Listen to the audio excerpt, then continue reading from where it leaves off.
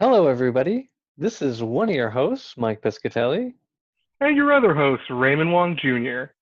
and we're here to wish you a happy new year. Before we dive into episode 10 of season one, this will be our last episode. We just want to take a moment and say Happy New Year. Welcome to 2021. Right now it's December 22nd, but by the time this airs, it will have been the new year. So we will have survived 2020, knock on wood, and arrive in 2021 ready to continue our pursuit of happiness. We know that during this pandemic, you've had a lot of places you could spend your time, but if you've chosen to spend it with us during 2020, we hope you'll join us in 2021. It's been a joy having you as a listener and a part of the team, and we look forward to you joining us continually throughout the years. Happy New Year's. Okay, guys, let's start. In times like these, being a citizen is a big job. Thank you for joining us to celebrate the virtues of self-rule and debate the state of our republic. Welcome to the Citizens Prerogative Podcast. This is the voice of your nerdy host, Michael Piscitelli, and we are all graced with the presence of a co-host whose passion for our republic precedes him wherever he goes, my dear friend, the lovely Raymond Wong Jr. Thank you, Michael. I'm thinking small today, by the way, just so you know. All right. Well, that will magically align with what we're going to talk about. This is episode 10 of season 1. And today we're going to depart from our normal standardized bullet pointed set of discussion. And we're just going to zoom in on one topic and have a casual chat. So no real rules around this one, but the topic that we're going to have a casual chat about is something we haven't researched ahead of time and we haven't discussed ahead of time. It just caught our attention. It was a piece of research collected but hadn't been reviewed. And it's about an article about why the left should ally with small business. And so I have a feeling today we're going to be giving small business all kinds of love. What do you say, Ray? You know, Something else? we talked about we spoke about as we continue to evolve the podcast, we have to remember that there's going to be all kinds of segments, and opinion needs to be very clear. That's one thing that the mega media organizations do okay, is they've started to flag articles with a semi-transparent, smaller than typical font opinion on it. So very cute. But more and more, they're trying to be transparent by using transparent text. So we too want an opinion period, right? Where Michael and I are just going to come straight off the cuff on what our feelings are. We're going to speak from the heart. So Michael, you said love. I completely agree. We're going to be showing a lot of love because it's all about showing how we feel about small business and what we think is a heartfelt solution to the challenges we have in our republic. I completely agree. A lot of the theme, I think theme's a good word for it, about maybe decentralizing our human experience, right? We want to alleviate some of the issues, the conditions that are really frustrating or even impede one's progress along their pursuit of happiness.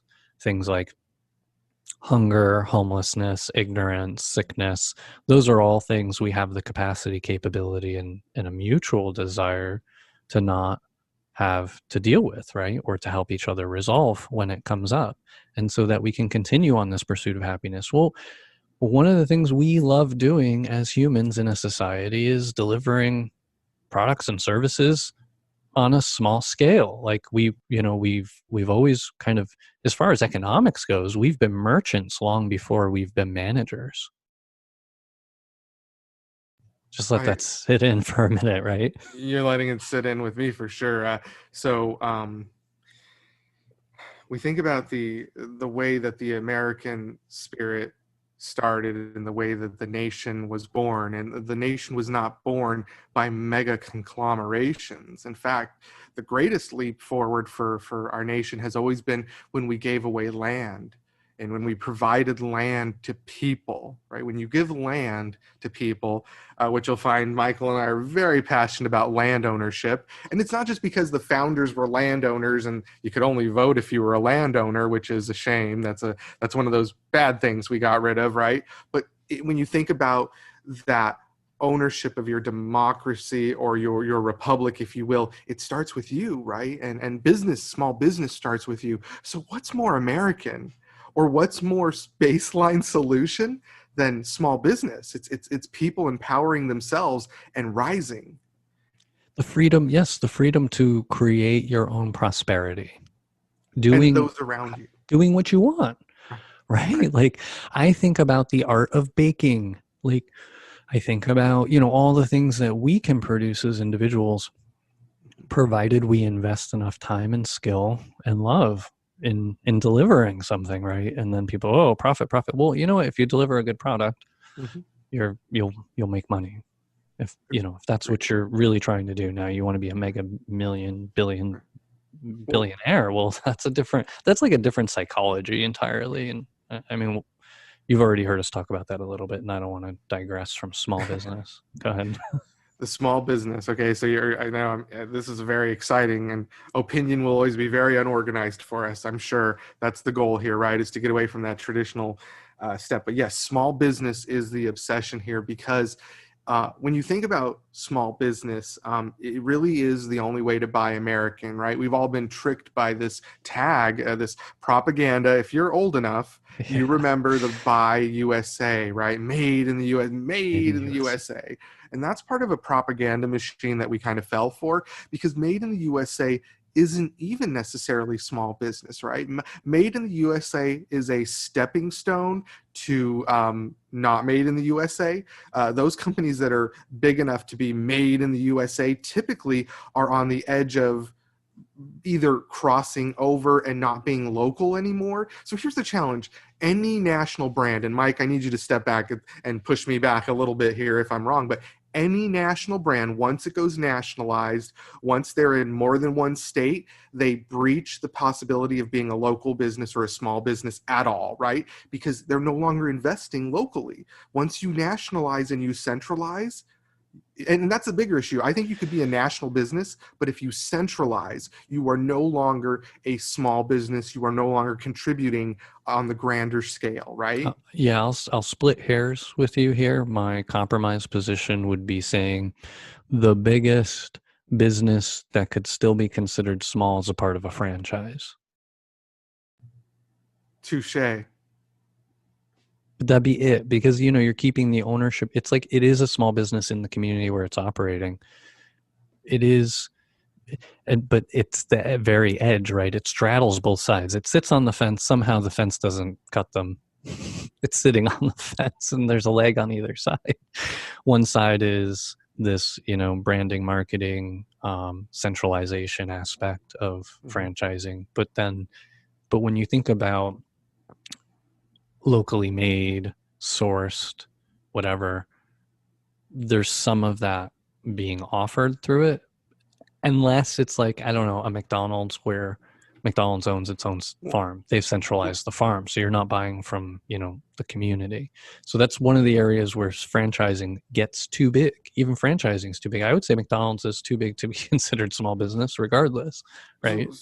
So can we just pull it into context, make sure I'm understanding what you're saying and that everyone is along with us here? Is that, so what we would be saying here is that a state, it may behoove a state to say there is no national ownership allowed of brick and mortar within their state, right? So you almost could say any national company that wants to do business brick and mortar in the state of California must be franchised. So Apple, whomever, if they want to do a flagship it has to be franchised in a way that it reinvests in California state government and Yeah, California tax structure. I agree. That sounds beautiful The to me. community, yeah. Right. So like it's the city that's getting the tax benefit through the sales. It's the county that's receiving that property. It's the state that's receiving the corporate income tax because they're not located in Texas. They're not incorporated in Delaware like they do it. Like I would there's not say, this. yeah, Go the ahead. benefits and the services stay within the community. Maybe that's like the definition. And it's interesting to me because I think what you'll get from the major corporations is they'll be like, oh gosh, it's going to be too expensive to compete, blah, blah, blah. Well, then, scale should be unattractive. In America, scale should be unattractive. Like centralizing and scaling and automating, everyone's so afraid of their jobs. I feel like we're actually talking about a solution, Mike. Thanks, because I feel like this is like real. Like this is, sorry, I'm saying I'm really excited. So I'm using my like typical phraseology, but what I want to say is that what an exciting idea. You threw out franchise and now I'm mystified. And now I hope that other people are feeling that as well. And I want to agree with you in the sense that it's up to the state.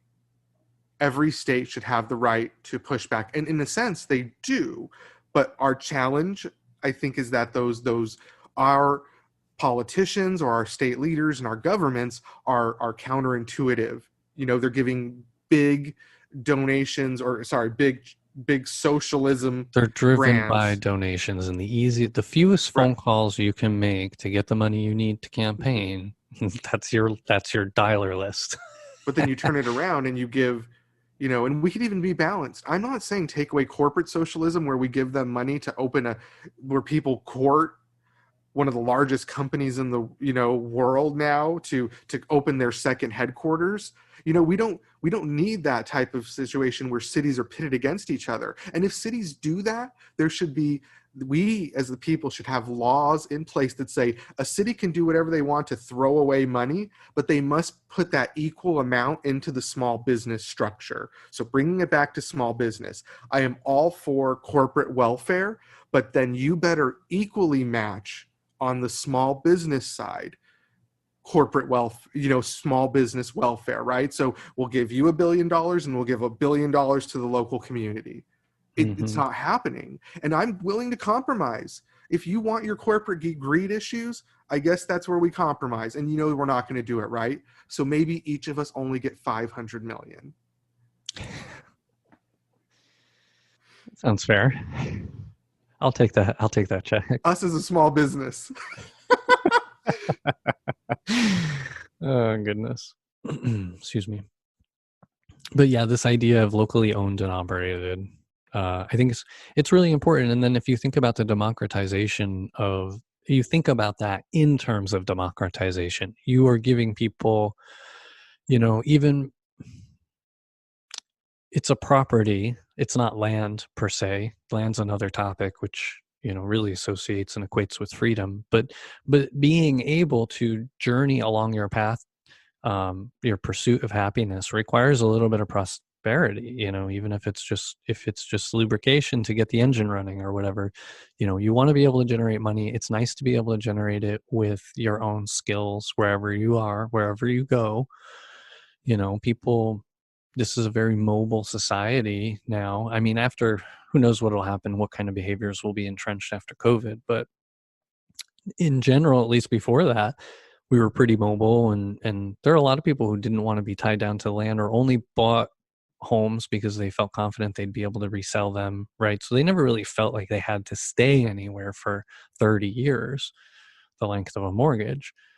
But that's not traditional. That's relatively new. But in any case, it's nice to be your own business. I would like to see more people become their own business, be entrepreneurs, participate in the capitalist system to help fulfill their pursuit of happiness, because it's one of the greatest things that our republic enables. Like, it's our laws that allow you to own land. It's our laws that allow you to own a business and protect yourself from the bad things that can happen from operating a business.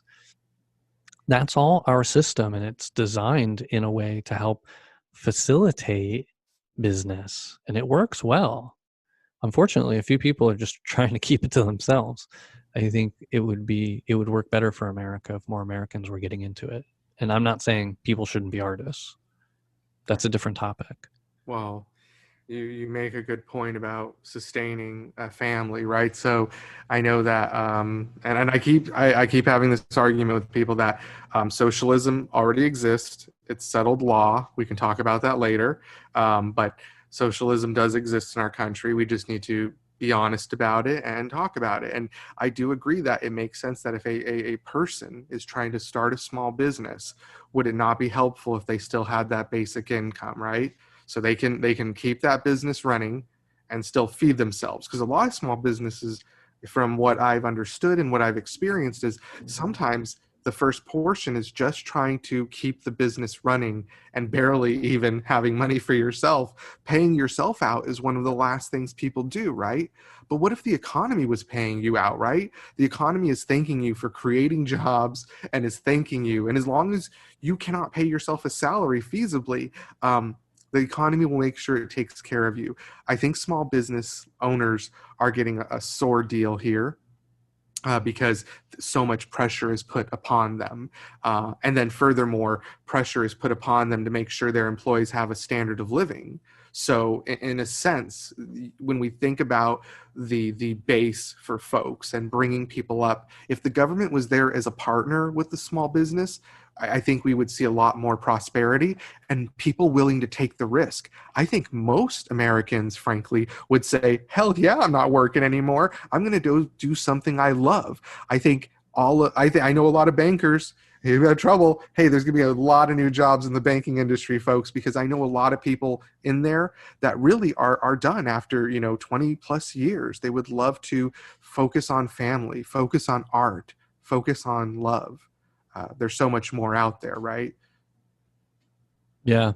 Imagine this. I was having a conversation yesterday actually about it ended up being the aha moment was the difference between universal basic income and supplemental basic income. And just to break it down for people, universal basic income is the idea that you put money in everybody's pocket regardless of anything. No test, no conditions, no strings attached. Supplemental basic income segments out people who are not eligible for other forms of assistance that may even be more appropriate for them than just cash. So, how this materialized in the conversation was I was advocating nobody knows how to solve people's problems better than the people themselves. Give them the money, they will solve the problem. Give homeless a home, it solves homelessness.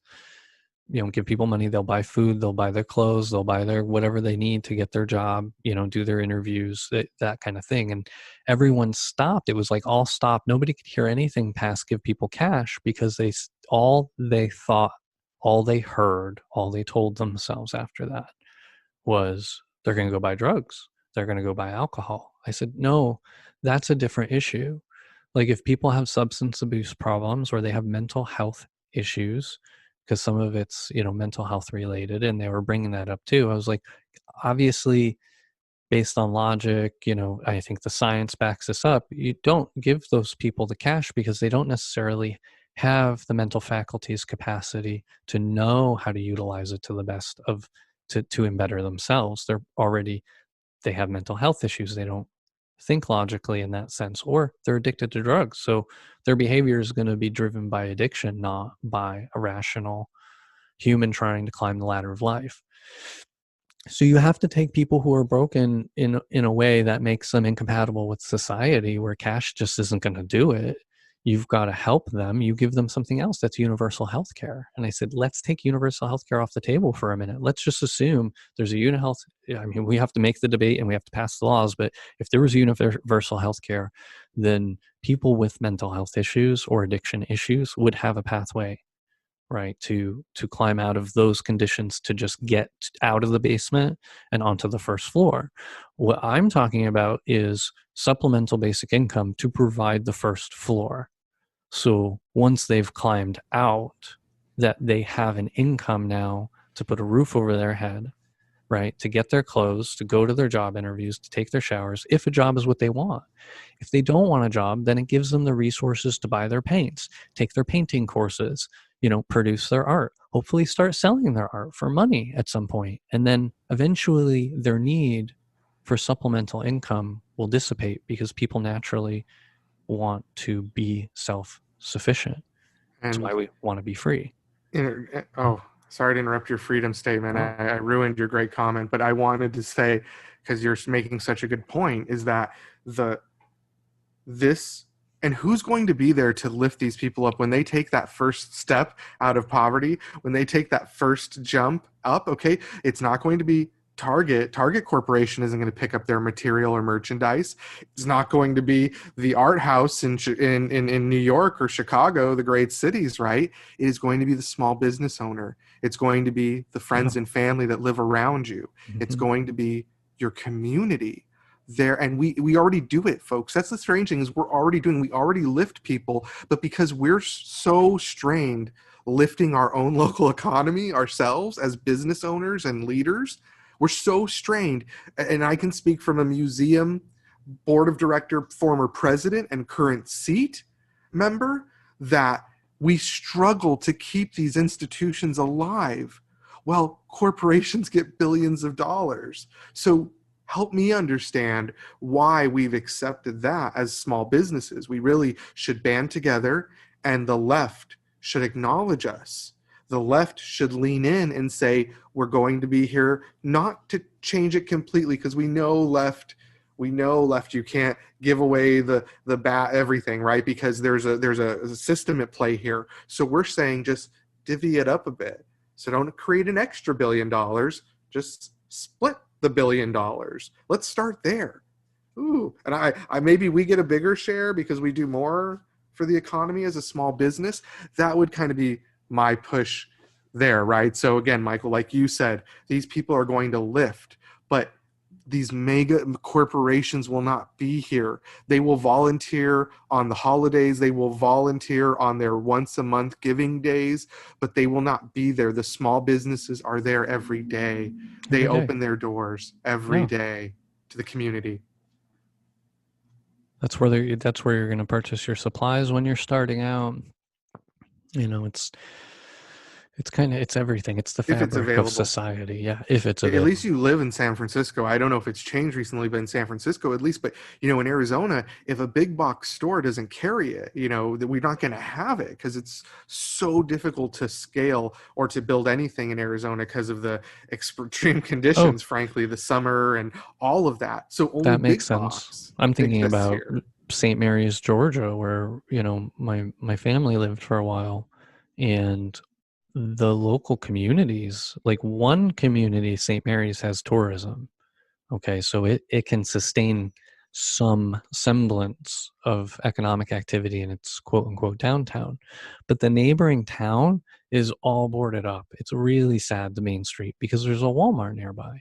And Walmart just was a vacuum for everything. There's a Navy base near there, which I think is like the biggest employer in the region. But you can see the effects on the ground. It's so real. And then, like you said, in an area like Phoenix, where there's nothing but people everywhere, you can just drop these massive big box stores, and then that's it. And then you won't even see or find or look for potentially some of the other things, right? They're just not as convenient. Well, long story short, there is so much value in, I was thinking too, even back to that, not universal basic income, but supplemental basic income, and the idea that, maybe we would even encourage people to become entrepreneurs. Like, I know the SBA has certain programs and whatnot, which is nice, but it doesn't seem effective. And so we got to think of more effective ways to not only inspire our entrepreneurship, but make it a little bit more accessible. We just call it what it is, though. Can we say that the SBA is lip service and the SBA is propaganda? Okay? Because the SBA is meant for you to feel like you have a hand in this game, and you don't. They give you just enough. So it is the right system, and it's which has been underfunded. It's all under five. debt, isn't it? I can't think of Yeah, like it's debt. It a just grant. guarantees. There's no grants. Like, What does it do? Doesn't it protect the corporation, right? The issuer of the loan? Doesn't it in a lot of, provide there's usually a some percentage of guarantee? guarantee of coverage of It's default. like just push So, into the more corporate welfare. we you're right. We back a portion of those. We being Americans, anybody who's a taxpayer, anybody who pays taxes is backing those deals. Don't fall for it. Don't fall into the socialist conversation. Michael, I'm telling you right now, this is opinion, so I'm allowed to be loose today. You cannot fall into social conversations. When people say socialism, you have to say, oh, it's settled law. And then there's nothing to be, it's done. We do it every day. So people that are trying to trigger you saying socialism and such, please it's a tool. It's a tool. It's been deployed. We enjoy it. It works. It works where we deploy it. We agree with you, and it needs to be deployed in the small business. It needs to ensure that small business owner, the only thing they worry about is keeping that business afloat instead of worrying about feeding their family, making sure their child goes to school and college, making sure that their child has food when they leave the house, making sure their child has health care. Can you imagine if the only thing you had to worry about is making sure your business was successful because everything else, life, liberty, and the pursuit of happiness was taken care of? Oh, if only we had a document that guaranteed that. Life, liberty, and the pursuit of happiness. If only. That's my opinion, Michael. And your business is a vehicle. It's a part of your engine, your personal, your family is, that's your economic engine that travels with you, propels you along the pursuit of happiness. Well, you're in the car, right? So when you're in the car together, and we talk about this, we're going back to episode 1, right? The republic is here. That's our chassis. And the democracy is the vehicle. It's the steering wheel. So you're the driver, or your wife has a steering wheel too now because we're more modern. Everyone has a steering wheel, and you just, even the kids, because they're out, they pull you. So this car you're driving together as a family, and you're all passengers. And if it crashes, everyone's affected, right? It's a and the democracy, the chassis, how well was the chassis built? That's the hardest part of the car, right? The rigid part. So if you do get crushed between two major corporation semis, does your car survive because the chassis was solid, or does your car crumple? And is your family harmed? And I mean that all visually, right? I'm sorry for such a graphic visual, but that's the frankness right now, is that we are all on these little highways surrounded by these giant semis that could take you out. What a heavy responsibility, right? And those semi-trucks have more responsibility and sense of responsibility than the corporations that are pushing them across the nation. Think about that. Those truck drivers have to have more integrity and more hard work and more know-how to save American lives and make sure the products they truck across this country that benefit that corporation. We're surrounded by it. I've always told people that the highway is like a really good example of your economy. And it gives you a good feel of what's going on, and how busy it is. More accidents, unfortunately, is better because it's more economic activity. That world is changing, and small business will bring us there, right? When we're not getting on the highways and driving 20 miles to the best art store, when we have an art store down the street and we can walk to it, the American dream is going to be real beautiful. That's what in my opinion, I hope for an American dream where we're all walking to stores and we know each other. It's a community again. People are more than a resume, right? It's so much more fulfilling to be a whole person, express your whole self and be your whole self everywhere you go, and like not have to slice and dice yourself and market and sell it. I mean, that's just my opinion on how I feel sometimes about the way we herd people through the labor system today. I have to be careful. I think now we're going to break away. Just a moment. We need to hear a word from our sponsor. Even though you've heard it before, it's still true. The war is never over and every battle counts. I know you are tirelessly demonstrating good citizenry on the daily through actions and words, and you donate your time and money to causes that count. Thank you. I want you to know that we also need your help to stay on mission and grow this community. One of the best ways you can help is by liking our Facebook page to receive real-time updates and join our newsletter at citizendogood.com. Thanks for your support. So, Ray, I was trying to look ahead and see. I was looking at this in the article that I had saved, and let me mention this because I want to pull out a quote.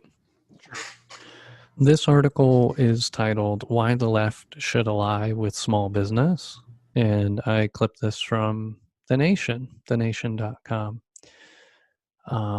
And it's an interesting article about, labor unions. I know one of the last episodes we recorded recently, we talked a lot about labor unions. We really didn't expect to. We slipped into that, but I don't think we really went off the rails there. But it is interesting because it comes up again here and then in relation to FDR.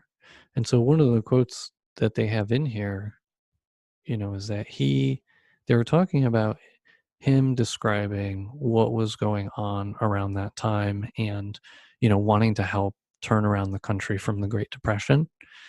And he said the struggle was between the large scale units of finance and industry on one side, industry being like big industries, probably oil and railroads and things like that, and the great mass of workers and small businessmen on the other. So here, the division is really between the scale and size. It's like these large monolithic centralized monopolies versus people that more resemble democracy. The many over the few. You had me at FDR. I want you to know that I didn't know that, and it was very... So let me finish the quote. Oh, God. A central aim of the New Deal, he said, was to secure economic freedom for the wage earner and the farmer and the small businessman.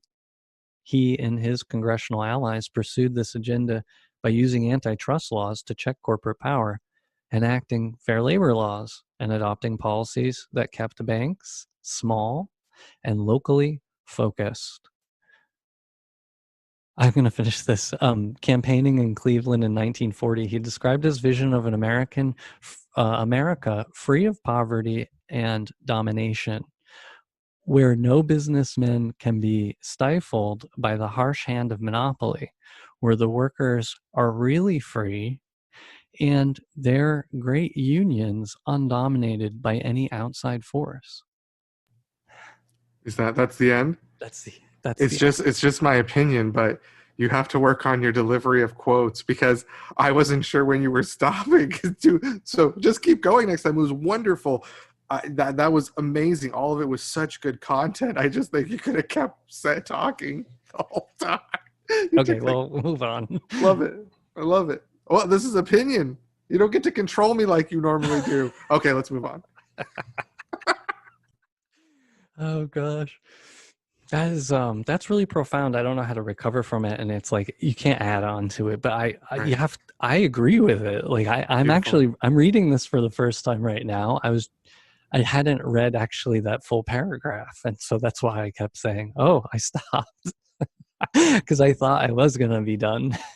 No, I'm glad. In any case, wow, that is it's a very freeing idea. Like it's very uplifting. It brings joy to me. Let me just all I can do is describe how I feel when I think about the idea that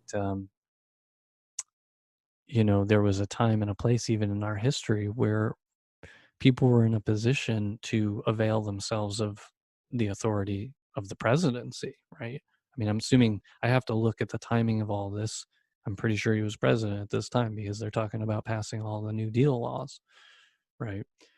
And to see that we had that kind of thinking and operating at the federal level to help down on the ground to help people be more free, which to me makes a lot of sense. And I think it's great. And I think a lot of that's gotten kind of buried and lost, and maybe trickle down economics and the myth that people are, everything people have received, they've earned rightfully and properly with no advantages. It's like, no, you have a lot of advantages. First of all, you're born in the United States, right? And be like, oh, well, you want to list everything, right? Well, you do have to acknowledge it, because at some point, having legs is an advantage to people who don't have legs, because people who don't have legs don't just perish or disappear in our society. And so it's easy for somebody who's been able-bodied all their life and has maybe been around able-bodied people their whole lives to think, oh, well, that's just normal.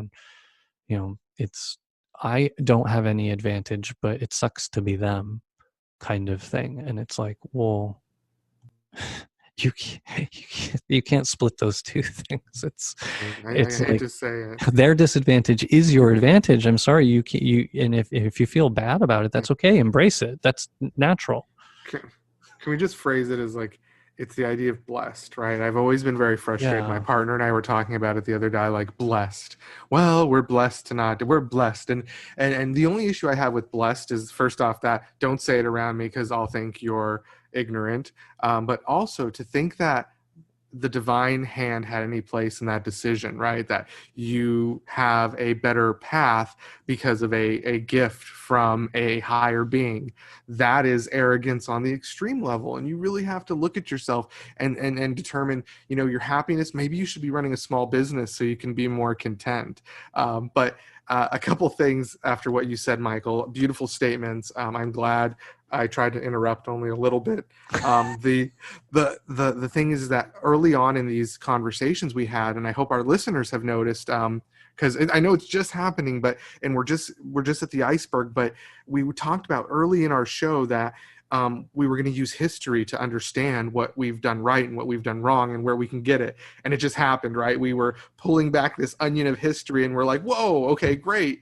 So this has always been the struggle, and it's good because I think we also spoke about the pendulum that swings with the system, right? It goes back and forth. In one of our episodes, we actually spoke about a pendulum. It might have been some of our other back content, but it's true, right? We're seeing it right here as we talk about it as people. And right now, we're not wasting your time, hopefully, filling your ear with a bunch of illogical buzz lines, but we're looking at the facts, and we're looking at proven history where the country has struggled a great deal, been extremely divided, and found a way to move forward, a great leap forward. So I really appreciate you bringing that to head, Mike.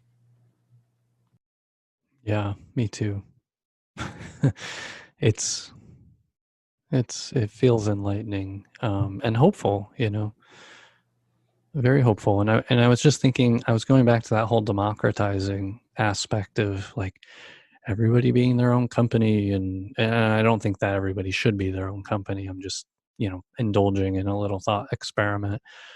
And the freedoms that come along with it. So now you have the ability to own and operate your own company, and you can inspire and influence people to join it or ask them to leave it or whatnot. But you're all marching towards some vision, some mission, something you all commonly love or want to accomplish. And you can organize yourselves so many ways. It's interesting when I dig in the more I research various ways to organize things, because I love organization in general and I love systems. Those are kind of like my nerdy areas. I love big picture, and I love how things fit or don't fit or interact or don't interact. And I always think about communism and how it's been deployed successfully. And the only places, and this is, please someone educate me here and I'll keep digging on my own. But if you can lead me, the horse, to some water, I will drink it, in regards to successful deployments of communism. And honestly, the top one in mind for me are worker-owned cooperatives, which are businesses. They generally are small businesses. They work really well on small scales, and they work really well for workers who are interested in doing that and being a part of that kind of thing. So like in San Francisco, probably Berkeley, wherever around here, it's the Bay Area, right? So I know of a few, and it's a functional model. It works well and people support it. So, the workers own the company and they operate the company and they rotate management and they just have a bunch of rules. Like it's a communistic implementation. They all own the company, but it's encapsulated within an economic environment sustained by the republic. It's not like communism is going to spill over and bleed into other businesses. Sorry. It's not like it's going to spill over and bleed into other businesses, or it could become uncontained like the old school McCarthyist ways of thinking about communism. No, there's actually there's ways that you can use it. And just like you're talking about socialism, in the same way that we've used it in particular implementations, because it ends up being one of the best tools we are aware of in the time to solve that problem. And we should continue to experiment and evolve and find better ways to socialize things that are a common concern to society. Well, because we've realized over the past 100 years or so, we've had experiments. 200 years we've been experimenting with self-rule, and we're coming to a head here. And I think what's really important is that communism, Michael, I'm going to answer it for you because this is opinion, so I can speak to it as an opinion. The communism is not the problem. Just like our system is susceptible, it's obsession with power, leadership, and money, right? The unfortunate issue is that in communism, most time the political elites, maybe the religious elites, the military leaders, just by default, they realize that you have to provide a means for people to support themselves. So the people in the government structure receive those benefits, right? And then they rise and the rest of society stays flat. Like the communism is supposed to keep everybody at the same level, right? But that doesn't happen. And then people become obsessive with power. Okay, the same thing happens in our free society. So we have to deal with this big issue, which is accountability and responsibility at the leadership level, which is our acute issue with communism. And so no system's better than the other, except ours has checks and balances, which keeps the ascension from happening, right? Communism has almost no check or balance. So it's really good until you get a bad leader and they ascend to the power very easily without challenge, because there's no structure to challenge it. So if I did have to compare the systems and I say what's really broken, and again, it's just my opinion, so I can't wait for people to challenge us. It's the lack of resistance. So communism has zero resistance to the power struggle, and ours has limited resistance to the power struggle. It's an old piece of parchment, but it's held strong so far. But that's the real difference, in my opinion. I think it makes sense. It's all about how you use it, how you implement it, and also scale. I mean, in my mind, when I think about things and model them out, scale is a problem. Scale presents a lot of unnatural challenges. So that's why small business works, right? That's why scale in general is a failure in everything. So I think when anyone gets started, if you're worried about scale because you want to feed your family, you want to make it generational, you want to get that achievement, right? But if feeding your family, again, like we've said, if all you had to worry about is building a small business, helping your community and giving back, because the economy takes care of you. You're taking care of the economy by lifting people, so you deserve to be taken care of. That's small business is the enemy of scale. And we're saying right here that scale is everyone's obsession with scaling up, scaling big, making money is the problem. It's okay to make money, but you need to do it methodically. And if you do it the right way, if you build a good product, the people will come. It's like drinking. You have to do it responsibly. Yeah. You don't drink from a fire hose, right? For a reason. But to be able to drink that fire hose, you have to sell your soul in some ways, I feel. And that's the hard part, is you have to dehumanize. Because when you really were trying, if these companies really dealt with their thousands and thousands of employees like people every day, they couldn't handle it. No. Drinking from a higher fire hose is a phrase we have because it's what's the problem. There's no way that I think these megacorps can truly hear and serve their people without a great decentralization. in some fashion. Like Mike said, franchise them out. We don't have to break you up, Facebook, but we got to franchise you out per region. Sorry. Local control and operation. It's, it's an interesting idea. And eventually we'll have to talk about taxation and all of that too. But I want to touch on the monopoly game really quick because it goes back to that wealth discussion we were having and these companies and the dehumanizing aspect of things, right? Everyone being reduced to widgets, to a human resource. Oh my gosh, a human resource. That really tickles the tail feathers, doesn't it? it it's interesting because it even is tied into marketing, right? The idea is to divorce you from some aspect of reality that's unpleasant. So, you don't want to know how the animals were treated before you eat them. So there's a nice, pretty label on the food, right? You need that. And a lot of that's been deployed and utilized in a lot of places, including when these corporations get really big. And we run into these scenarios and then we become accustomed to them. Remember that the lives we live now are completely unnatural. We enjoy them. They're convenient and comfortable and luxurious, but they're unnatural. For some. Exactly. So the risk, the monopoly game thing, just to bring it back to that, and I got to go find the article again. I lost track of it. It's, I think, New York Magazine or somewhere else, but it was a study done in Berkeley. Long story short is this: the monopoly game is rigged. Okay. It's a regular game of Monopoly. Students sit down. They do this thing. They run it. It's a study. They run it many, many, many times. You're dealing with different individuals. There's lots of variables. It's sociology. So, you're not going to put a feather in your cap on it. But it was interesting because it talks to neuroplasticity. It talks about, how well we can adapt mentally to various conditions, for survival mechanism, obviously. But we sit down at this Monopoly game and half the participants collect twice as much when they pass go than the other half of the participants. Another half of the participants starts with more money than the other half of the same group. So one group is starting a Monopoly game with more in the bank and they collect more each round than the other half, right? And what's interesting is at the beginning of the game, everybody recognizes it's rigged. Everyone's like, "Oh, this is crazy. It's gonna be interesting." They're all a little nervous. How's this gonna turn out? What kind of ugly version of myself am I gonna have to meet? These are psychology exams, in a way. But in any case, they're sitting down, and at the beginning of the game, they all recognize the difference, and they all feel a little squeamish and guilty, like, "Ugh, oh boy, I'm going to be rags and they're going to be riches." And the riches are like, "Oh, so unfair. Why do I have to start out in this position?" Okay. But by the end of the game, everybody is bought into it. The people who started with less and received less felt they deserved less.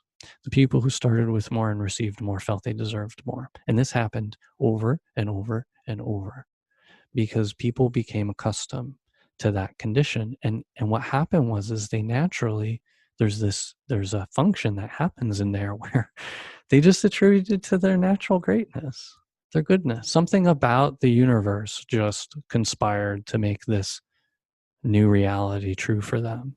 Were they blessed?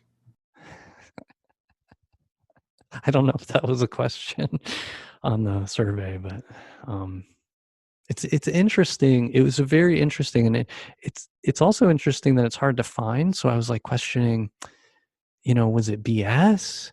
I kept thinking, I'm like, no, this thing, and I talked to people about it, and it's almost like this niche culty thing that not a lot of people talk about. And I wonder if it just touches on something that's a little too taboo. And it's kind of been buried or shied away because it's too broad and scary. Or was it, a bad study?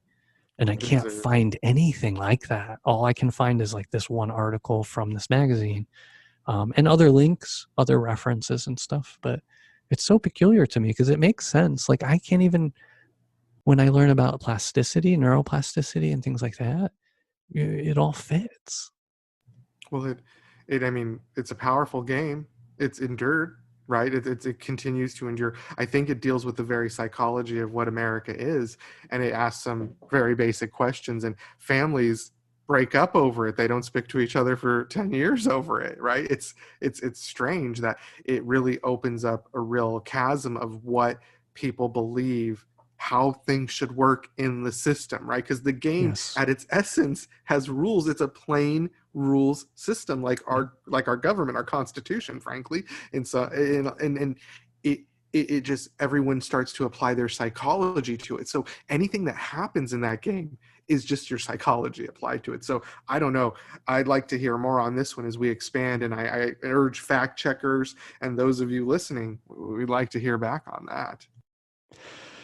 It blows my mind, and I can't get it unstuck. It's something I keep coming back to. It's one of the dangers, and I think about people who've been born and raised, bred, and live and die in this world where they only know these problems you and I can't even imagine, but they're only things that wealthy people would have to deal with in their lives. And, they're not necessarily happier people. Like, that's what the other studies, when you slice the studies in the other direction, that, and the reason why I'm bringing up money and I'm tying it to happiness is because it's not a means to happiness. Money is a means to products. Money is a means to services. Money is a means to conduct business, to get food. It's a means to solve a problem, but it doesn't solve a problem. And the more you have to manage it. That becomes a problem. The more you have, the more you attract problems, quite frankly. The less you have, then now you're just a human. You're a human in a concrete jungle where you can't eat anything that grows on the street. So you need that money to facilitate that transaction. And again, I just want to bring it home. The only reason why I'm putting all of this in perspective and bringing all of this up is because people are terrified that their tax dollars are going to be given away for free. And in order for the system to work, I feel like, we need to give everybody money. We also have to change either the psychology and or the actual funding mechanism for doing that distribution. And I like the idea of creating it in a way where it is just it's a distribution. It's not like we're taking it from one place and putting it in another. It's like, no, we've collectively accumulated this tax through some mechanism, and we've decided how to distribute it for the welfare of society, because it's our pot of gold. Let's put it to rest, Michael. Your money is already being given away for free. Okay? That company that you saw in the newspaper that just made billions of dollars in profit also received some of your money for doing absolutely nothing. So what you're going to find in this group of people, anyone that joins us in these conversations, we're not going to fall into the trap of talking about if socialism or if people are getting your money for free. Bezos has received some of your money. You should be pissed. So let's talk there. Let's start the conversation and ask why your neighbor did not get the money, or why your friend, sister, family did not get the money. Because you're so worried about people getting your money. Well, Bezos did, and he did even less for you than that person who's struggling on the ground. That person struggling on the ground is going to lift you up while Bezos sits.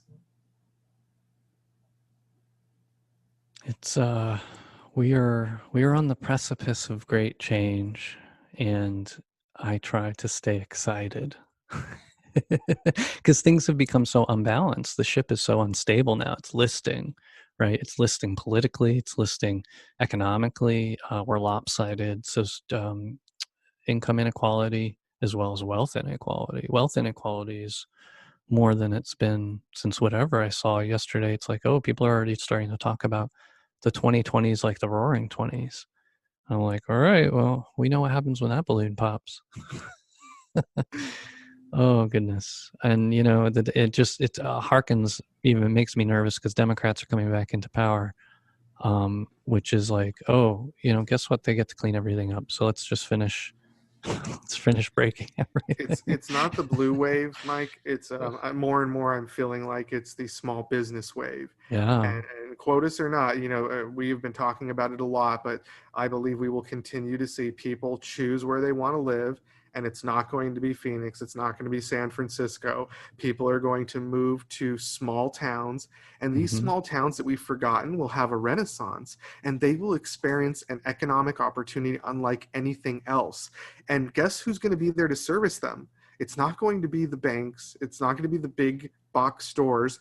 it's going to be the small businesses that rise, right? But then once any type of notoriety happens to a city, does it get assimilated into the system, or do we build a new way forward?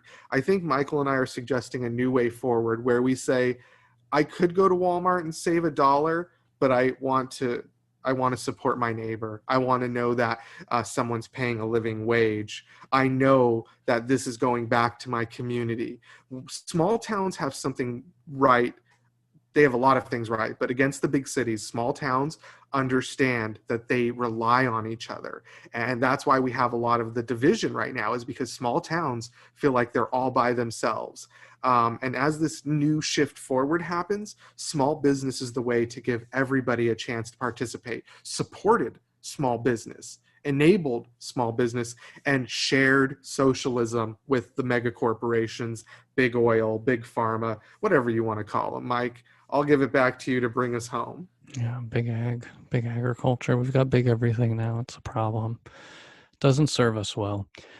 Yeah, and the last comment, just I got to rep San Francisco here, because we've always recognized that small is better in so many ways, because we've got the neighborhoody ordinances and all of that in place that keeps all of the big name businesses out. Yeah, for the most part. Thankfully, the neighboring cities will take care of that. They have a softer operating environment, so they sure do. Big tech can that's right on the move border out of the city, right? Everything's right. You can still find all of the big box you want right around the corner. Small town here, but I agree. I'm looking for that. I'm looking forward to that for the future. And speaking of the future, we're looking forward to future episodes, because that's the end of this one. For more information on this and other episodes, head over to citizendogood.com and click on podcast. While you're there, register to log in and leave a comment. We'd love to hear from the community. We have been your hosts. Thank you to Mr. Raymond Wong Jr. And thank you, Mr. Piscitelli. It has been opinionated. And more to come. It's been something, that's for sure. And special thanks to you, our listeners. We save the best for last. You are the best and have been for years. Thank you for your support. We know it's painful and we love you. Intro music sampled from OK Class by Ozzy Jocks under Creative Commons license through freemusicarchive.org. Other music provided royalty-free through Fizzly and Studios Inc.